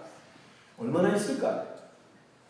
다 그렇게 되기를 원하지만 그게 정말 중요한 첫 번째 내 삶의 중심에 꿈틀거리는 하나님의 주신 명제다, 그렇게 생각하는 사람이 극히죠. 오늘 목사님들에게 많이 실망합니다. 목사님들이 기도 안에서 실망하는 그런 글이 많지 않아요. 목사님이 전도 안에서 실망하는 그런 글이 많지 않아요. 한국 교회 목사님들에게 실망하는 교인들이 교회를 떠나가는데 그들이 실망하는 가장 큰 이유는 우리 목사님이 예수님하고는 거리가 먼 것 같아. 우리 목사님이 내가 기대하는 그런 신자 같아 보이지가 않아. 우리 목사님에게서 나를 봤어, 나를. 나는 우리 목사님에게서 예수님을 보고 싶었는데 내가 가장 보고 싶지 않은 나를 봤어. 내가 더 이상 여기 머물러 있을 이유가 없어. 그랬어. 나는 제가 68세가 될 때까지 교회를 떠나는 사람을 얼마나 많이 봤을까요? 얼마나 많이 봤을까요? 그 사람들의 이유는 많습니다. 그렇지만 그걸 다 그냥 종합해보면 실망했어. 나 실망했어. 내가 엉망이기 때문에 희망을 가지고 교회 왔는데 교회나 내나 다 그래. 그러면 여기 술도 못 먹고 담배도 못 피고 세상 재밌는 게 얼마나 많은데 그거 다 못하고 왜 내가 여기 있어야 될 이유가 없는 거죠. 더더욱 존경의 대상이 되어야 할 목사님에게서 아가도스가 보이지가 않아. 착한 것 같지가 않아. 그 목사님도 돈 좋아하고 그 목사님도 권력 좋아하고 그 목사님도 이 세상에 많은 정욕적인 것들을 좋아하고 나하고 뭐가 달라? 그 정도 되면 여러분 우리가 그 사람을 교회자가 붙잡아 낼 길이 없어요. 내 자신을 붙잡을 수 있겠습니까? 못 붙잡습니다. 한국 교회가 지금 심각한 자리에 놓여 있는 가장 큰 이유는 전도 안에서가 아니에요. 기도 안에서가 아니에요. 정말 전문가니까 여러분 믿어주세요. 그 부분에 관한 한 허건날 책 읽고 연구하고 세미나하고 그러면서 살아온 목사님을 가르치는 그런 일들을 해온 사람으로서 하는 말이니까 여러분 믿어주세요. 오늘날 한국교회의 심각한 문제는 첫 번째, 이게 전부는 아니지만 당장 불을 꺼야 한다면 무슨 불을 꺼야 하는가? 불의한 교회, 불의한 성도, 불의한 목사, 불의한 교회 제도. 저는 어렸을 때부터 교회가 마음에 안 들었어요. 초등학교 4학년 때 성노원이라는 과원이 우리 교회와 같이 있어서 그 교회에 성노원 아이들이 6.25 때니까 많은 아이들이 왔는데 어느 날 제가 기도하고 눈을 뜨니까 네 놈이 둘러앉아서 저를 막 웃고 있어요. 손가락을 하면서. 근데 아주 신성한 기도를 한 제가 바로 주눅이 나갔어요. 이해하십시오. 4학년 때 내 기도하는 걸 둘러앉아서 막 혀를 날랑거리고 막 흉내를 내고 그런데 그 주먹이 나가면 안 되잖아요. 주먹이 바로 나. 근데 선생님이 쫓아왔는데 그 고아원 아이는 용서해주고 이삼순 집사 아들만 벽에 세워서 너 인마 집사 아들이 돼가지고 자식도 교회에서 주먹질하고 말이야. 너 벌써 저는 막 억울해서 견딜 수가 없었어. 그 다음 주일날 교회 갔을까 안 갔을까? 맨 처음으로 뺐지. 안 갔지. 정말 행복했어. 너무너무 자유했어. 교회 안 가는 재미가 이렇게 큰 재미고 이 자유인데 그날 저녁에 아버지가 너 교회 안 가지? 우리 아버지는 교회 안 다니는 분이었어요. 우리 엄마는 교회 집사고 우리 아버지는 1년에 딱 2번 정도만 가요. 한 번은 추수감사줄 때 나랑 가만히 지고 가고 그 다음에 뭐 부엌에 있다 뭐 이래가지고 우리 어머님이 막 매달고 어쩌다 한 번 가고 안 가는 분이에요. 부신자 내가 볼 때는 우리 아버지보다 성적이 훨씬 좋은 제가 한 번 빠졌는데 이 종아리를 걷고 해초리를 때린 거예요. 이 자식아 애비가 무식해서 너 가르치지도 못하는데 교회 가지 않으면 어떻게 돼? 해초리 걔가 속으로 지나 안 가면서 무슨 말을 하라고 어린 4학년 내 마음속에 지나 안 가면서 나를 안 간다고 해초리 때리는 이게 이해가 안 가면 우리 아버지한테 얻어터지고 교회 가면 부정하는 선생님 때문에 화나고 그러면서 제가 갈등하면서도 교회를 다녔기 때문에 목사까지 됐습니다만 교회 정말 안 다니고 싶을 것처럼 못 볼 것 많이 보면서 성장했는데 다행히 저는 그 안에서 견뎌냈어요. 여기 계신 분들도 어렸을 때부터 교회 다녔었던 분들은 정말 그 인내의 상만큼은 크게 받을 겁니다. 여러분 교회 여러분 20년 30년 여러분 인내하면서 다니지 않으면 못 다닙니다. 왜냐하면 안 볼 것 다 봐요. 안 보여주면 좋겠는데 뭐 하기 때문에 성품의 문제가 있어요. 예수 그리스도를 닮아야 되는데 그래서 우리가 세상과 교회 사이에 다리의 역할을 하는 것은 다른 게 아닙니다. 내가 저 사람이 생각할 때 나보다 훨씬 착한데 그 착한 이유가 예수쟁이구나. 그럴 때 교회를 따라. 그 사람 눈에 내가 부딪히고 보일 때가 언제라고요? 내가 성품상 예수를 닮아 보일 때 억수로 착해 보일 때 그때 따라 나오는 거예요. 다른 건 소용없어요. 내가 그 사람 앞에서 방언해봐야 안 맞지. 교회 다니면 당신 방언할 수 있어요. 잠시 봐봐요. 그러면서 나 앞에서 침침히 방언해보고 미쳤다고 안 맞지. 소용없습니다. 딱 하나 세상 사람들은 그 안경밖에 없어요. 무슨 안경?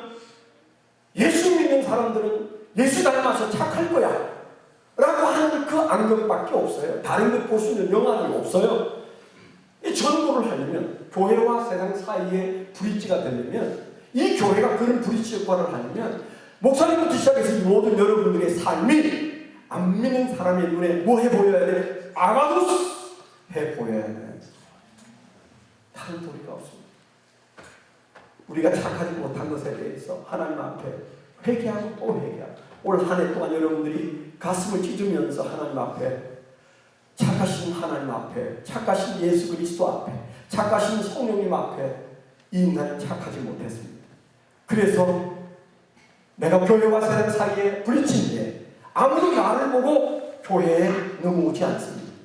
주여 저를 예수의 피로 정결케 주십시오.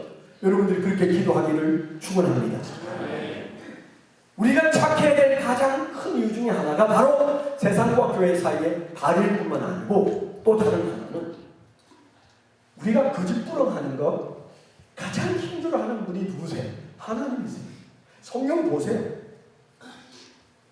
예수 믿으면서 우리가 거짓말하는 것 사람 앞에서는 그럴 수 있어요. 그런데 하나님은 못 참아요. 왜 그렇습니까? 하나님의 성품 때문에 그래요. 여러분 가까운 사람은 다른 것 가지고는 살아도 성품이 어긋나면 못 살아요. 못 살아요. 부모 자식 사이도 성품이 흐르지 않으면 정말 함께 있기가 힘들어요. 우리가 부모 자식 부부 사이 부모 형제 여러분들이 취미가 같다고 어울려지나요? 그 1년에 한 번 내지 두 번 그냥 추석 설에 모여서 화토 치는 정도 그 정도가 가능하지 함께 못 살아요. 그래서 잘 보세요. 왼수가 따로 있는 게 아니고 형제란 사이에 척을 지고 부모 자식 사이에 척을 지고 부부 사이에 척을 지르는 일들을 우리가 많이 봅니다. 그 이유는 딱 하나입니다. 가까운 사람일수록 성품으로 승부하거든요. 교회에 왜 말이 그렇게 많아요? 왜 교회가 이렇게 시끄러워? 사랑을 주고 하면서도 왜 교회가 이렇게 사랑이 없어 보여요?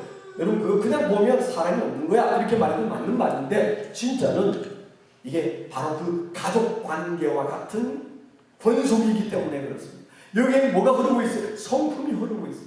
하나님과 우리 사이가 전도 많이 한다고 등 두들겨 주시지 않으세요. 내가 하나님 앞에 성품으로 승부하지 않으면 하나님과 가까워지지 않아요. 정말이에요. 여러분들 헌금 많이 넣는다고 하나님과 가까워질까요? 정말의 말씀. 기도 많이 한다고 그것만 가지고는 안 돼요. 전도 많이 해도 헌금 많이 해도 교회 봉사 많이 해도 하나님하고 안 가까워져요. 하나님과 가까워지려면 하나님과 성품적으로 흐르는 뭐가 있어요. 왜냐하면 하나님의 형상대로 우리를 만들었는데 그 형상과 같이 안 가면 아무것도 안 됩니다. 그래서 부부 사이에 가장 기본적인 것은 돈 아니에요. 나라는 존재가 성품적으로 내 남편, 내 아내에게 착해야 합니다. 이게 성품인데요. 하나님은 하나님의 성품대로 우리를 창조하셨어요. 하나님의 형상대로 우리를 만드셨어요. 자, 그래도 우리가 신학적으로 우리가 하나님의 성품, 하나님이 누구시냐? 이런 질문 던지죠. 하나님이 누구냐? 그럼 교회에서 늘 배우잖아요. 하나님이 누구신가? 근데 뜻밖에도 하나님이 누구신지 말해보라 그러면 굉장히 힘들어하는 교인이 많아. 제가 신학교 3학년 때 비교 종교학 시간에 교수가 들어와서 종이 한 장씩 탁 나눠주고 석가모니에 관하여 아는 대로 쓰시오. 그럼 팝 테스트를 했어요. 이야, 정말 어려워요. 내가 신학교 다니면서 쳤던 시험들 중에 제일 어려웠던 게 석가모니를 아는 대로 쓰시오. 두 번째가 데카르트를 논하시오.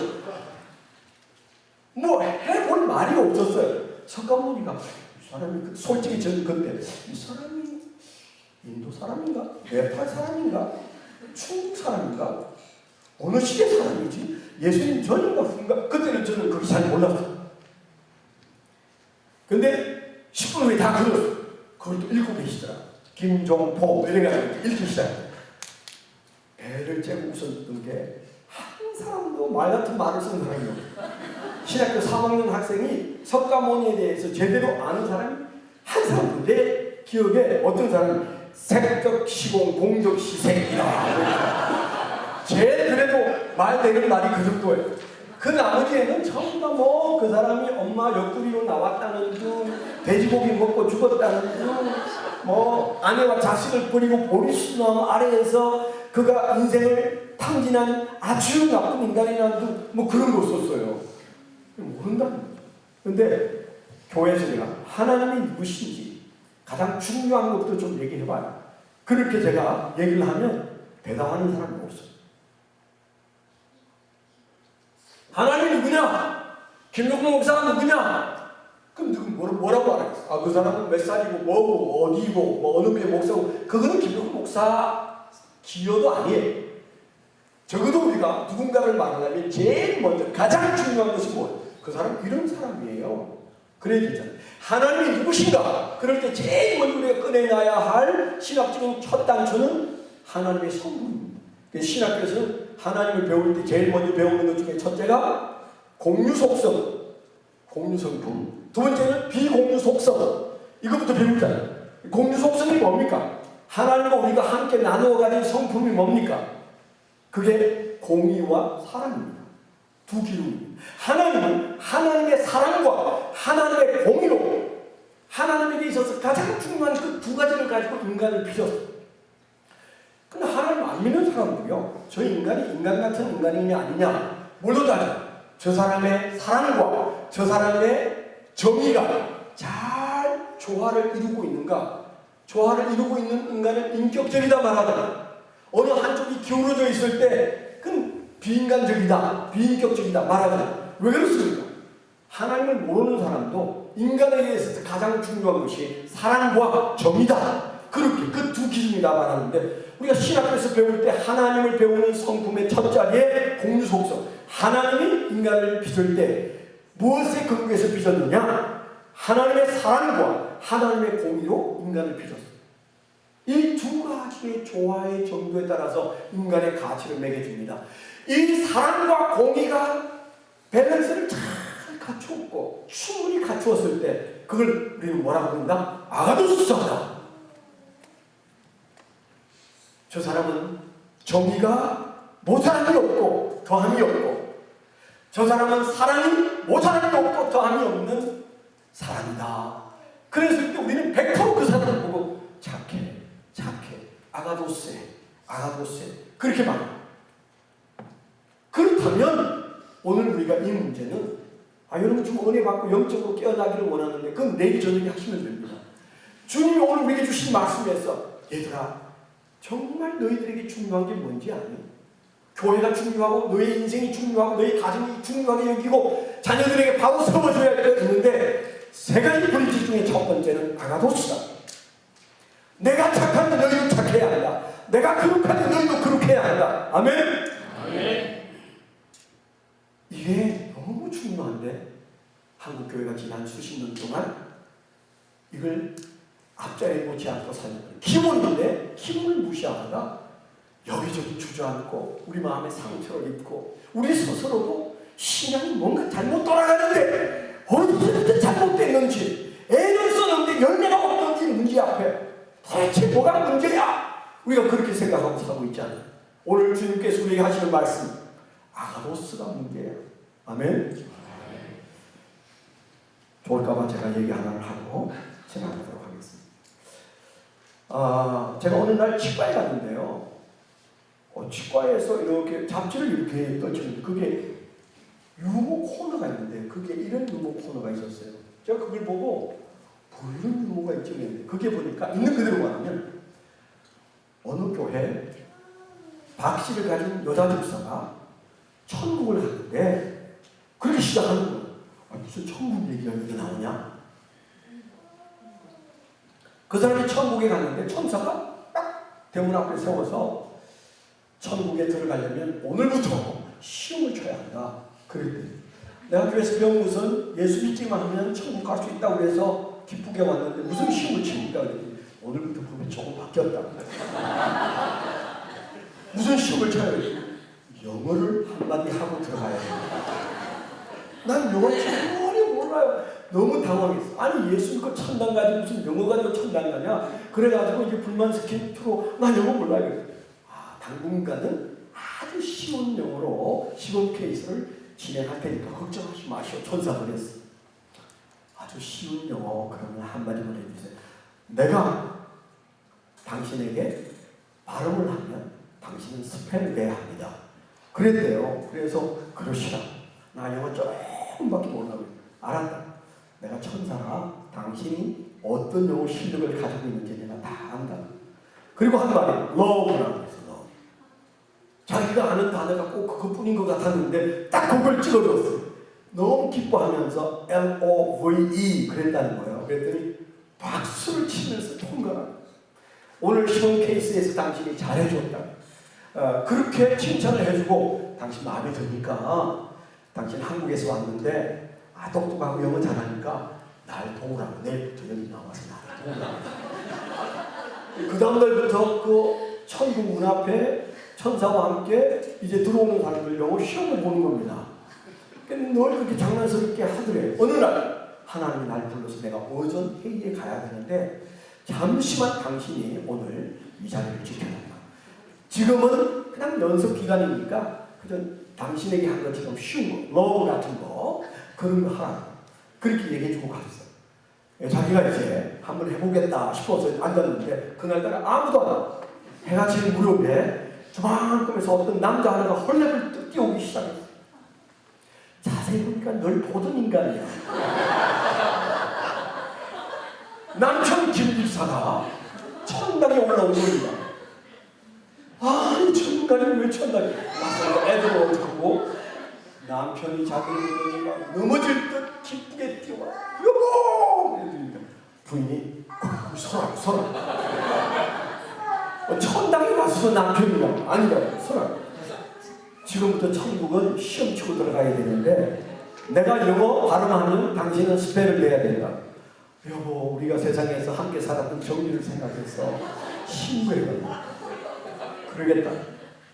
그리고 그 부인이 한 단어가 체코슬로바키아.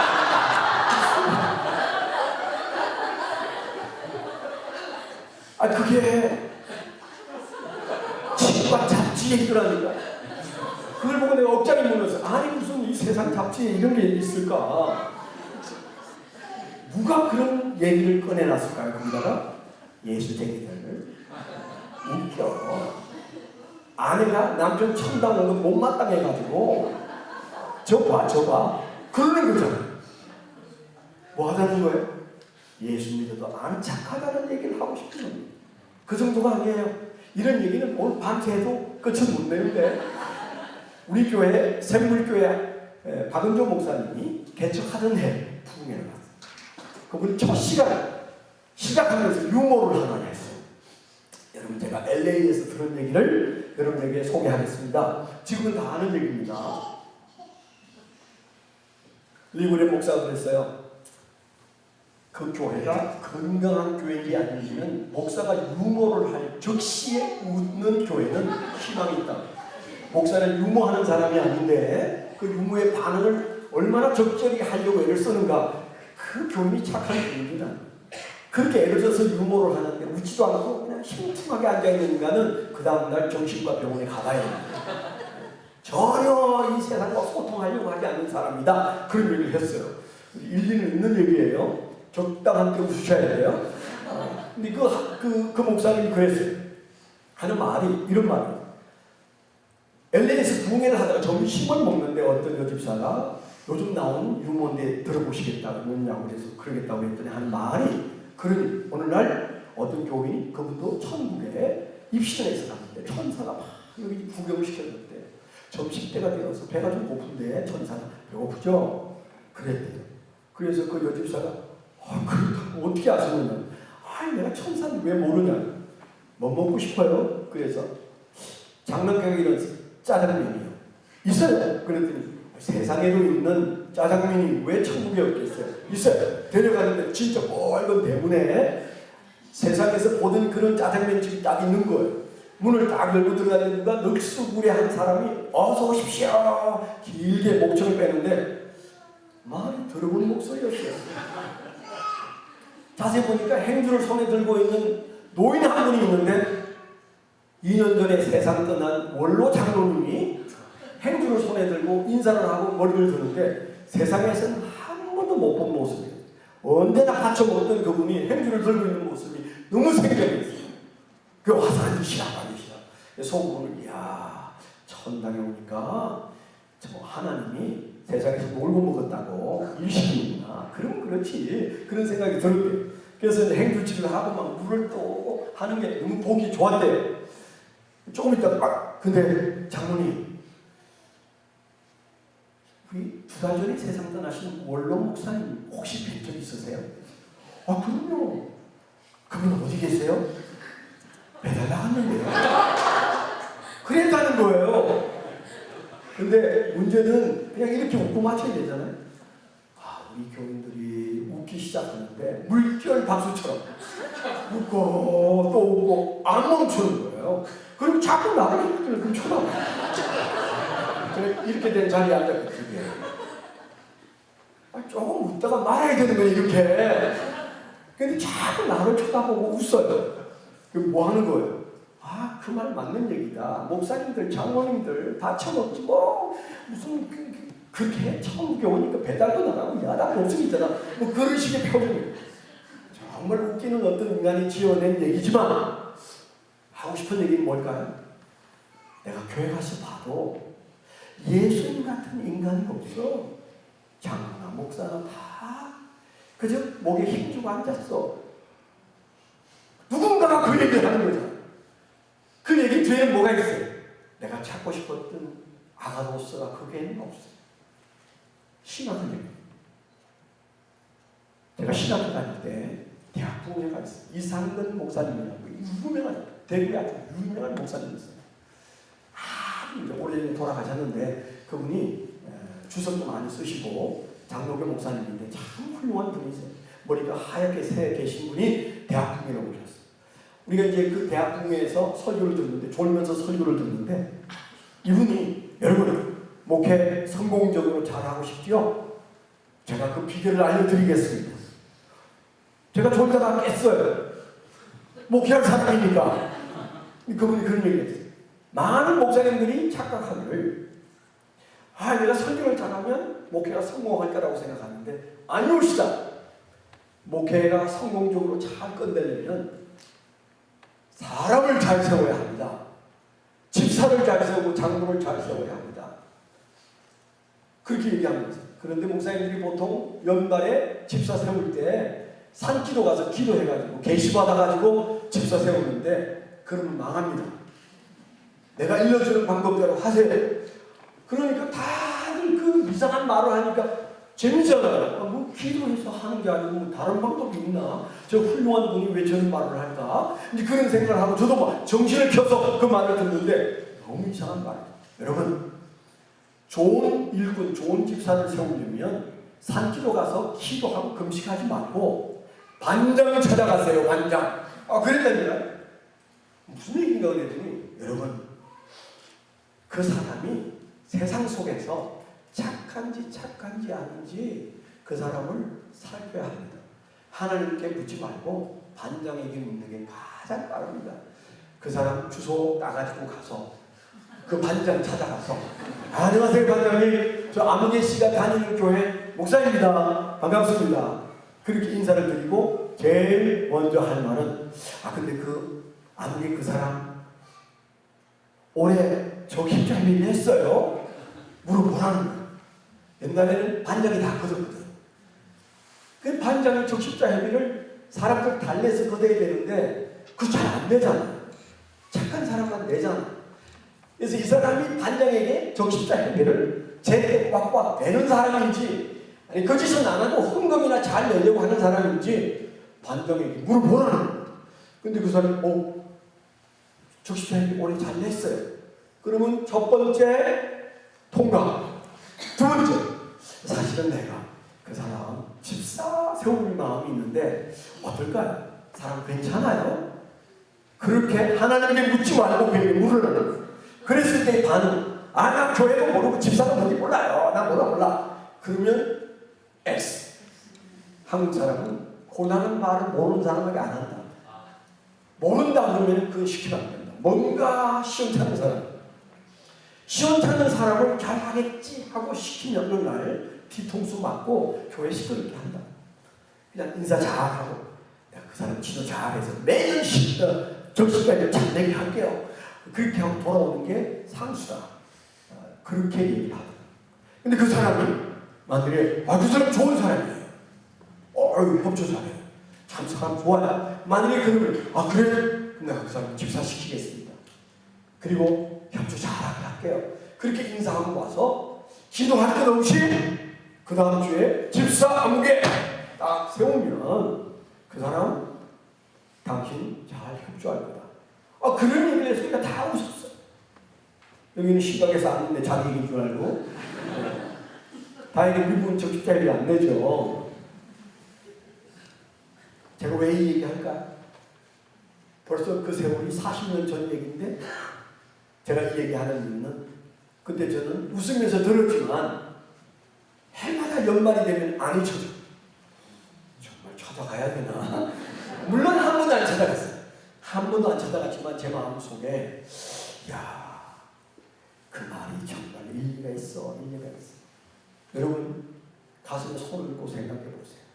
나는 내가 사는 지역 사회와 내 직장과 내 가족 안에서 어떤 존재인지. 당신은 아가도스 한 분입니다. 내 남편은 아가도스입니다. 우리 부장님은 아가도스입니다. 우리 집사님은 아가도스입니다. 여러분 이 말은 이 교회가 되는 길이고 여러분 가정이 되는 길이에요. 그래서 하나님께서 오늘 우리에게 왜 내가 그를 안디옥에 보내는 게 아니야? 그는 아가도스하기 때문이다. 착하기 때문이다. 오늘 분명히 말씀은 그렇게 우리에게 접근하고 있다는 사실을 여러분들이 기억하셔야 돼요. 제가 얘기 하나만 좀 하고 오늘 너무 많이 끌면 내일 오는데 시장이 있으니까 좀 맞춰봐야 될 텐데요.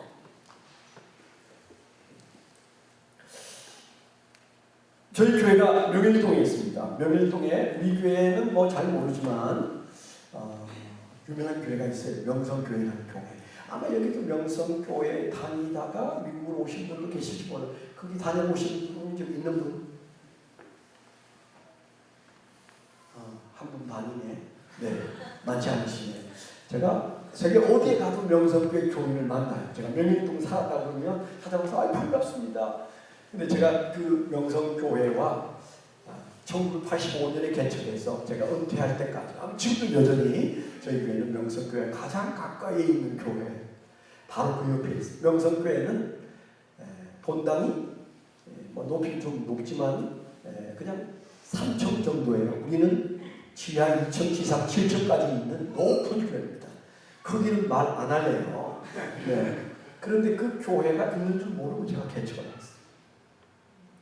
오늘 제가 이제 거기에 기도하는 중에 가서 큰 달의 뷔페라는 건물, 옛날에 대원 사파라는 건물인데 그 건물 4층 47평을 전세로 얻었는데 그런데 그 계약을 딱 쓰고 보니까 그때 안 보였어요.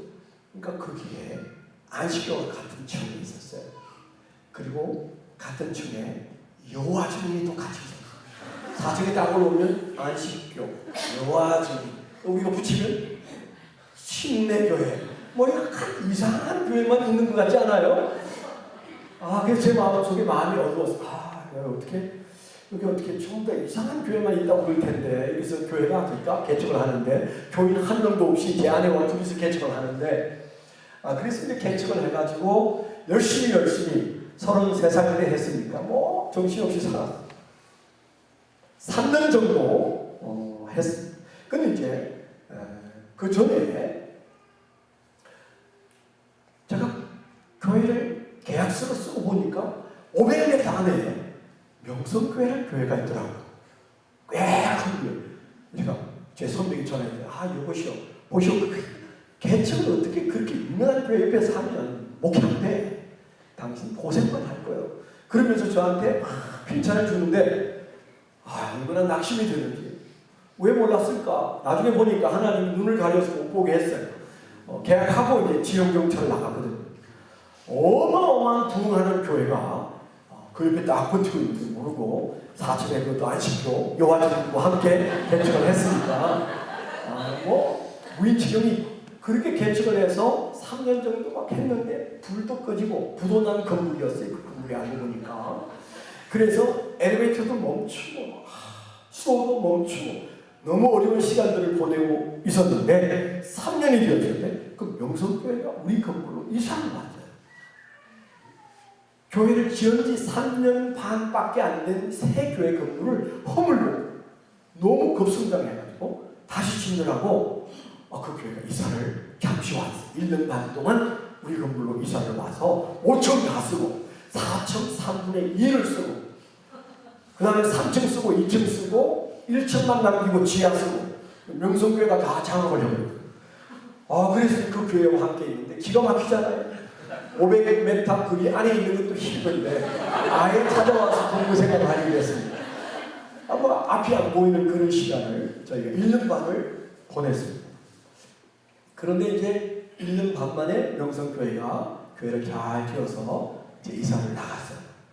그런 다음에 그 옆에 바로 옆칸이 여호와 증인이 쓰다가 명성교회 비디오 예배실로 쓰다가 저희가 그것까지 터가지고 94평을 만들어가지고 요거보다 조금 더 클까요? 그렇게 돼서 이제 기쁘게 예배를 드리는데 몇 달쯤 지났을 때 관리소장이 전화가 왔어요. 목사님 잠깐만 좀 내려오시라.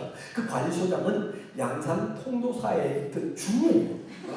그런데 세상병원을 내보내가지고 나와서 관리소장을 하는데 마산 사람이에요. 저를 보고는 막 동양 사람이라고 얼마나 좋아하는데 저는 중화공부 같이 참하실 일이 뭐 있어요. 그러니까 또 피해가지고 그분 막 저를 보면 좋아하고 근데 오라고 해서 갔더니 목사님 큰일 났습니다. 자기가 막 큰일 났대. 무슨 큰일인가 그랬더니 목사님 1년 반 동안 명성교회 때문에 힘드셨는데 이번에는 세계에서 제일 큰 교회가 오게 됐습니다. 중인이 저를 막 위로를 하는 거예요. 그래서 세계 제일 큰 교회는 여의도에 있습니다. 중이라고 모르는 줄 알아요. 제가 알죠. 그 교회가 옵니다. 그 교회는 여기 와요. 그랬더니 참 딱하네요. 거기 강동성전하고 송파성전이 있다가 합쳐가지고 동부성전이 돼가지고 여기로 오게 돼서 계약을 했는데 그 책임장로가 자기는 미안해서 말을 못하니까 관리소장님이 그 목사님에게 오게 됐으니까 미안하다. 지금 나가면 자기들이 이사 비용을 변제해 줄 테니까 도망가라. 그런 얘기를 했다는 거예요. 목사님 이사를 가야 될 텐데 어떻게 좀 해보세요. 이제 막 넓혀가지고 기분 좋아하는데 세계에서 제일 큰 교회가 온다니까 기가 막히잖아요. 그것도 중한테 그런 말을 들으니까 제가 걸어 나오면서 그런 푸념을 했어요. 속으로 하나님 정말 이상합니다. 교회와 교회 사이 나눠야 할 대화를 왜 중얼시킵니까? 그러면서 제가 나왔다니까요. 그런지 8개월 같이 있고 저희 교회가 이제 건물을 사가지고 이사 간 곳이 바로 명성교회 코앞으로 또 이사를 갔어요.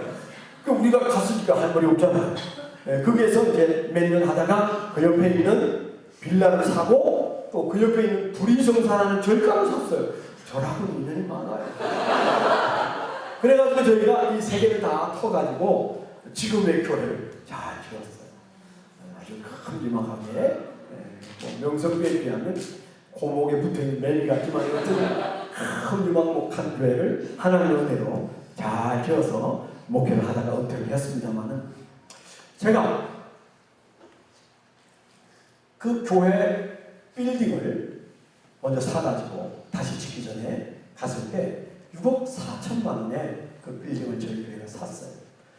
얼마나 감격이 있어요. 지하 1층, 지상 4층인데 제가 주님 앞에 새벽에 엎드려서 다 교육에 나간 다음에 제가 울면서 주님 어떤 은혜입니까? 저는 교회를 건축할 계획을 제 목회 생애에 한 번도 가져본 적이 없고 학교 강당 빌려서 목회하고 들어오는 헌금은 선교하면 되지 뭐 이제 그렇게 생각하고 살았는데 하나님께서 뜻밖에도 건물을 주셔서 너무 감격해서 질질 울면서 내가 하나님께 감사의 기도를 드렸어요.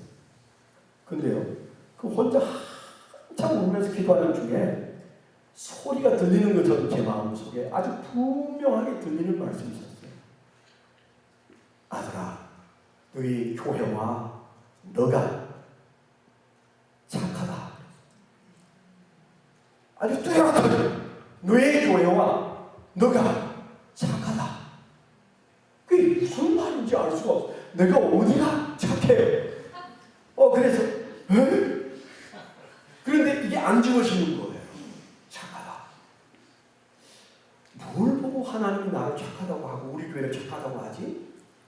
그날 제가 그 앞에 앉아서 망연자실해서 도대체 우리가 착해서 이 건물을 주셨다는데 주님께서 나를 착하다고 말하고 우리 교회를 착하다고 말하는 뭐가 착하나? 우리는 선교도 잘 못하고 전도 잘 못하고 지금까지 교회가 그저 작은 교회로서 이렇게 왔는데 헌금 가지고 선한 일 많이 하는 명성교회가 착하면 몰라도 우리는 그런 교회가 아닌데 그런 마음을 가지고 앉아있는데 주님이 제게 딱 보여주셨어요.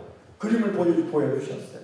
제가 어느 날 명성교회가 우리 건물에 와서 같이 있고 막 시끄러울 때 그때 제가 새벽에 기도하면서 좀 마음이 불편했어요. 저 교회는 와가지고 저렇게 시끄럽게 야단이고 우리 교회는 묻혀서 아무것도 아니고 이 자존감이 팍 떨어지는 것 때문에 교회랑 다 똑같지 않구나. 나는 공부를 많이 해가지고 그래도 할 만큼 했고 저분은 성경 불학고 나온 사람인데 허우대도 내가 훨씬 잘생겼는데 어떻게 우리는 교인이 한 명도 안 들어오고 저기는 구름대처럼 스스로 오는 교인들이 매주 70명씩 스스로 온단 말이냐 이런 마음이 들어가지고 불편했는데 하나님이 제게요 그날도 명성교회 건축을 위해서 기도해요. 그러셨어요. 진짜 제가 약간 반골 기질이 있어서 마음에서 뭐가 올라와요. 명성교회가 우리 교회를 도와야지 우리가 무슨 명성교회 기도를 해요. 돈이 없어 사람이 없어 우리 기도 안 해도 잘 될 텐데요. 이런 마음이 딱 들어서 기도가 안 나와. 벌떡 일어나서 나왔거든. 근데 그날 하루 종일 아무 생각도 안 났어요. 그냥 지냈어요. 잘 지냈어요. 그날이 금요일이고 금요일 기도를 하는데 10명 앉았어요. 여기 몇 명, 여기 몇 명 안 되잖아요. 그렇게 앉았는데 제가 기도 제목을 주고 통성 기도하고 기도 제목을 주고 통성 기도를 하고 한참 그러다가 맨 끝에 갑자기 몇 명 안 되니까 농담이 나왔어. 오늘 내가 새벽에 이상한 체험을 했어요. 하나님이 나보고 명성교회 건축을 위해서 기도하래요. 그 다음 할 말은 참 웃기죠. 자, 기도에 마칩시다. 이러려고 했는데 참 웃기죠. 그런 말을 하기 전에 갑자기 조방통에서 박수를 맞췄어요. 그러니까 막 3시간이 넘었으면 박수를 막 치는 거예요. 뭐지? 왜 박수 치는 거야? 눈치 빠른 제가 금방 깨달았어요. 저 사람들이 지금 내가 명성교회 건축을 위해서 기도한 줄 알고 착하다고 박수 치는구나. 그 어떻게 명성교회 건축을 위해서 기도하십시다. 저는 하루 종일 명성교회 건축을 위해서 기도하지 않았어요. 근데 갑자기 생각나서 농담하고 마지막 기도하고 끝내려고 그 말을 딱 했는데 박수를 치는데 그분들은 나를 100% 오해하기를 목사님이 착하다. 명성교회 건축을 위해서 저 젊은 목사가 기도를 했다는 얘기구나. 이렇게 박수를 친 거예요. 그래서 저는 은근결에 통식기도 하자고 했는데 교인들이 아까 주여 삼창한 것처럼 주여! 막 하는데 놀랬다니까요. 나는 하루 종일 아무 생각도 안 했는데 남의 교회, 그 큰 교회, 잘 나가는 교회, 돈 있고 사람 있고 뭐든 다 할 수 있는 그 교회를 위해서 그 교회 건축을 위해서 진짜 기도하라고 하더라고요.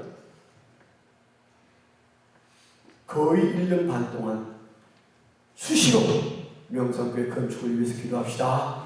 그 얘기를 제가 했다니까요.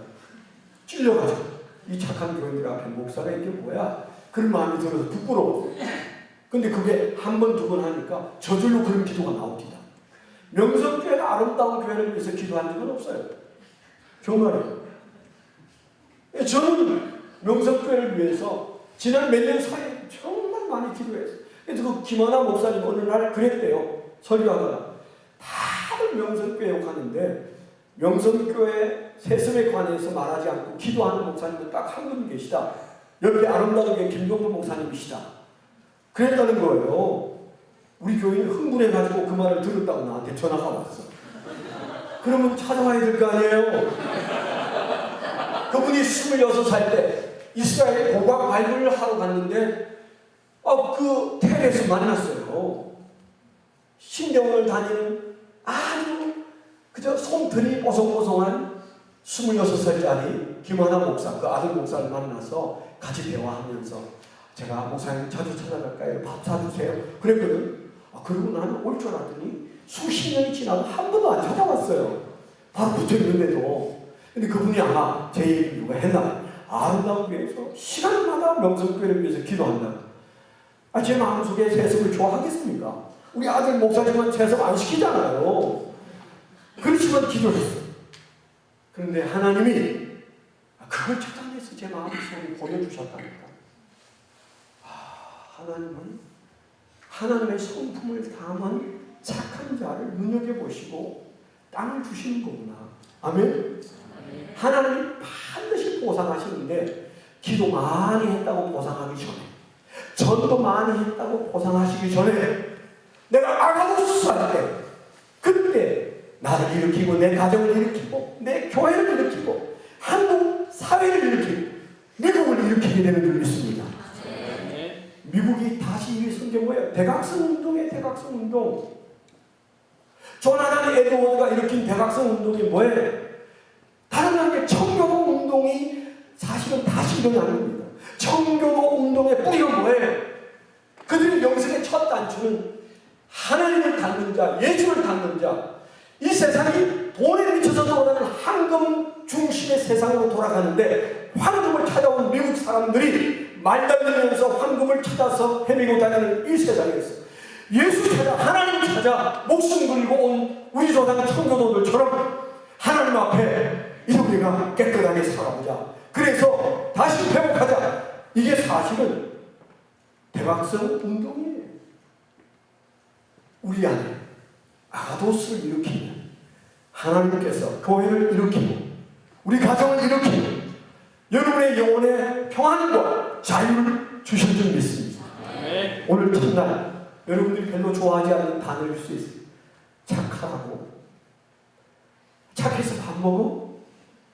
내가 미국까지 와서 착하게 굴면 내가 어떻게 살아? 이 안 들고 살아야 돼. 아닙니다. 오신 것도 하나님 어디에 오셨고 여기에서 열매를 맺는 것도 하나님이 주셔야 열매를 맺습니다. 정말 하나님이 주시는 것으로 살고 싶습니까? 그러려면 하나님을 닮아야 합니다. 아가도스해야 합니다. 지금까지 어떻게 사셨던 간에 어떤 분쟁과 어떤 여러 복잡한 인간관계 속에 살았던 여러분 지금 새 출발하세요. 성품으로 성도를 하셔야 합니다. 오늘 밤 아가도스를 결정하면 하나님께서 저와 여러분들을 복 주셔서 저 바나바를 들어 쓰시던 이 미국을 위해서 하나님이 보내신 브릿지로서 나와 내 자손의 세계가 이 땅을 위해서 꼭 필요한 브릿지로 살게 되는 역사가 일어나게 될 줄 믿습니다. 우리 한번 기도할 텐데요. 우리가 동성으로 한번 간절히 기도하고 목사님 나오셔서 마감해 주실 텐데 오늘은 첫날이라 조금 제가 길게 했습니다. 내일 저녁 여러분들이 폴레리스를 함께 나눌 텐데 사모하는 마음으로 기도하셔야 은혜 받습니다. 오늘 주실 말씀 다른 건 다 내려 여러분의 모든 필요가 많겠지만 하나님의 필요를 채워드려야 됩니다. 하나님의 목마름을 채워드려야 합니다. 하나님께서 힘으로 하시고 기다리는 그것을 해결해 드려야 됩니다. 하나님, 제가 아가도스 하지 못했습니다. 저 때문에 교회가 무너지고 저 때문에 하나님의 명예가 땅에 떨어지고 저 때문에 가정이 힘을 잃고 저 때문에 대한민국이 주저앉습니다. 주여 회복시켜 주옵소서. 착한 바나바 되게 하여 주옵소서. 오늘 말씀을 되게 주셨으니 내 안에 패러다임 시프트가 일어나게 하시고 주의 말씀을 거울로 보았사오니 그런 역사로 이끌어 주시옵소서. 여러분 회개하는 마음으로 우리가 주여 세 번 외치고 반주해 주시고 함께 간절한 마음으로 기도하실 때 목사님 나오시도록 하겠습니다. 주여 삼창하겠습니다.